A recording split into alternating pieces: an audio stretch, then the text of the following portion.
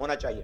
Christian missionaries آ کے آپ کے پاس ایک سوال لے کے آتے کالج کے اندر باہر, جب مشنریز آتے ہیں تو آپ کو ایک بہکانے کی کوشش کرتے ہیں. کیا بولتے ہیں, آپ لوگ جو قرآن پڑھ رہے ہیں نا, یہ محمد صلی اللہ علیہ وسلم پر نازل ہوئی کتاب نہیں, کیونکہ محمد صلی اللہ علیہ وسلم پر جب نازل ہوئی تھی اس ٹائم پہ کوئی کتاب نہیں لکھی گئی.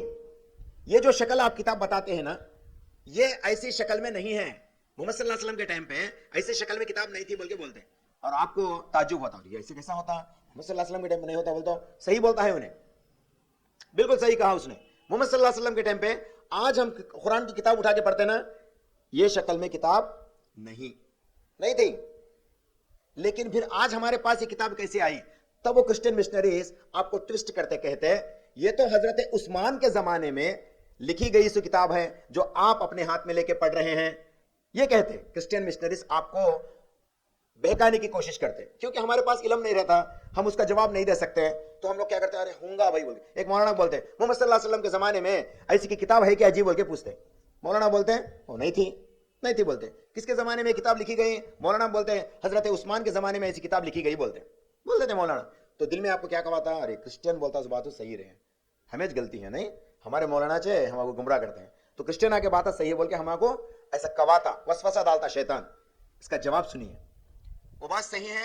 حضرت عثمان رضی اللہ تعالیٰ عنہ کے زمانے میں کتاب کو جو ہے ایک شکل اچھی بنا کے جو ہے نمبر آف کاپیز پرنٹ کیے گئے, یہ بات تو صحیح ہے. لیکن اس کا پس منظر کیا ہے اس کو جانیے.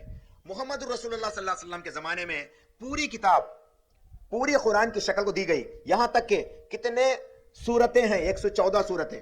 کہاں پہ اس کو روکنا ہے, کہاں پہ سجدہ ہے, سجدہ والی آیت کیا ہے اور اس کے شرائط کیا ہے, کون سی آیت آپ پڑھتے ہیں نا احادیث کے اندر, سورہ بقرہ کے آخری 3 آیت پڑھیں گے, آیت الکرسی جو سورہ بقرہ کی ہے اس کو پڑھیں گے. اس طرح سے آپ احادیث سنتے رہتے. یہ احادیث محمد صلی اللہ علیہ وسلم سے ثابت شدہ احادیث, یعنی محمد صلی اللہ علیہ وسلم کے ٹائم پہ اس کو سورہ آل عمران کہتے ہیں, اس کو سورہ بقرہ کہتے ہیں, اس کو جو ہے سورہ اخلاص کہتے ہیں, سورہ اعلیٰ کہتے ہیں, سورہ قلق کہتے ہیں. یہ سب آگے نامہ تو نبی کریم صلی اللہ علیہ وسلم کے زمانے میں ہو گئے. لیکن یہ جو شکل کتاب کی آج بنائی گئی, یہ ہمارے زمانے میں جو پرنٹ کرتے ہیں نا, یہ حضرت عثمان کے زمانے میں پرنٹ ہوئی. واقعہ کیا تھا, محمد صلی اللہ علیہ وسلم کے زمانے میں پورے اصحاب کرام اپنے دل میں اس کو حفظ کرتے تھے, قرآن کو پورا بائہارٹ کرتے تھے, پورا بائہارٹ کر کے پھرتے تھے. ان کو ضرورت نہیں تھی کہ کتاب اٹھا کے کتاب سے پڑھے, ان کو ضرورت نہیں تھی. وہ تو عربی جاننے والے تھے, عربی برزبان ان کے دل میں بس جاتی تھی, تو اس لیے ان کو ضرورت نہیں پڑی کہ کتاب اٹھا کے پڑھے. تو اس لیے وہ سب برزبان جو ہے حفظ کر کے پھرتے تھے. ایک جنگ ہوتا ہے, محمد صلی اللہ علیہ وسلم کا انتقال ہو گیا, حضرت ابو بکر صدیق رضی اللہ تعالیٰ عنہ خلافت کو سنبھالے. تو ان کے خلافت میں ایک جنگ ہوتا ہے, جنگ یمامہ. جنگ یمامہ میں 75 اصحاب کرام جو کہ حفاظ کرام بھی تھے, 75 صحابہ جو حافظ قرآن بھی تھے, جا کے شہید ہو گئے. اور حضرت عمر بن خطاب رضی اللہ تعالیٰ عنہ اس کے اوپر ہیبت جتانے لگے. عمر فاروق کو ہیبت محسوس ہوتا, جنگ یمامہ میں تو 75 صحابہ انتقال ہو گئے. فوراً آ کے کہتے ہیں امیر المومنین 75 صحابہ ہمارے حفاظ کرام شہید ہو گئے. اگرچہ اتنے حفاظ کرام شہید ہو جاتے ہیں تو آگے چل کو قرآن کو دوسروں تک پہچانے والا شاید ہی کوئی ملے نہ ملے. آپ کیا کریں گے, قرآن کو جو ہے لکھیں گے بولتے ہیں. کون بولتے ہیں؟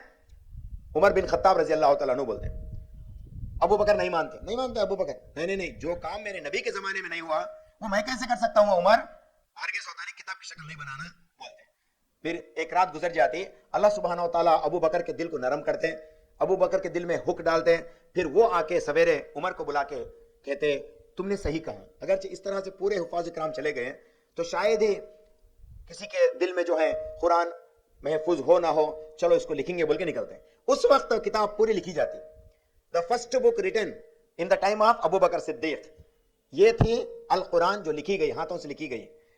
اس کتاب کو کاپیز بناتے, کاپیز بنا کے ابو بکر کیا کرتے, یہ کونے میں چل گئے, ہجرت کر کے چلے جاتے صحابہ, دین کی دعوت دیتے, وہاں زندگی بسر کر کے انتقال بھی ہو جاتے. ادھر جا کو ایک ڈائریکشن میں ایک کتاب, ادھر کا کتاب, ادھر کتاب, دوسرے الگ الگ کونے کونے میں کتابیں بھیج دیتے. پھر ایک کتاب جو پہلی والی کتاب ہے اس کو اٹھا کے حضرت حفصہ بنت عمر رضی اللہ تعالیٰ عنہا کے گھر بھیج کے کہتے اس کو حفاظت سے رکھو. حضرت حفصہ کے پاس ایک کتاب محفوظ رہتی ان کے گھر میں. بعد میں ابو بکر صدیق کا بھی انتقال ہو جاتا. عمر بن خطاب بھاگ دوڑ سنبھالتے ہیں, خلافت سنبھالتے ہیں, 10.5 سال ان کی خلافت بھی ختم ہو جاتی.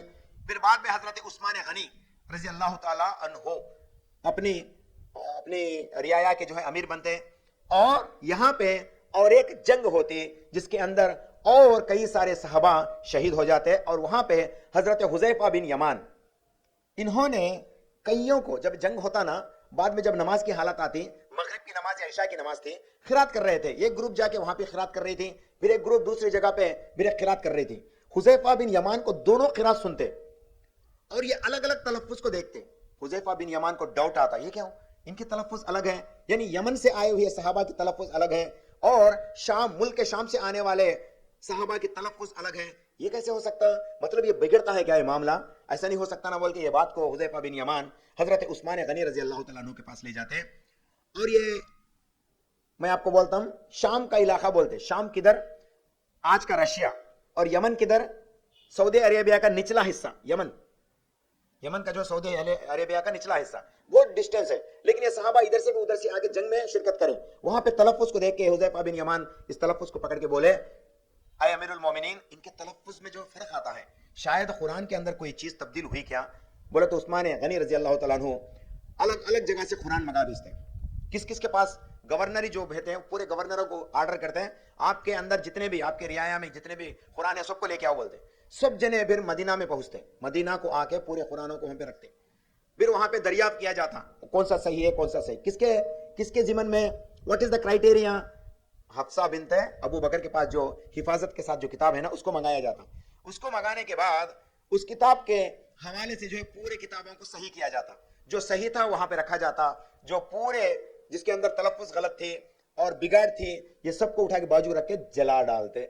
یہی بات کو کرسچین مشنریز کیا کہتے ہیں, عثمان غنی تو پوری کتاب جلا ڈالے, وہ ان کے طرف سے لکھی سو کتاب کو جو ہے تم لوگ آج پڑھتے ہیں, سو یہ کتاب رسول اللہ صلی اللہ علیہ وسلم کے زمانے سے نہیں آئی, سو بولتے.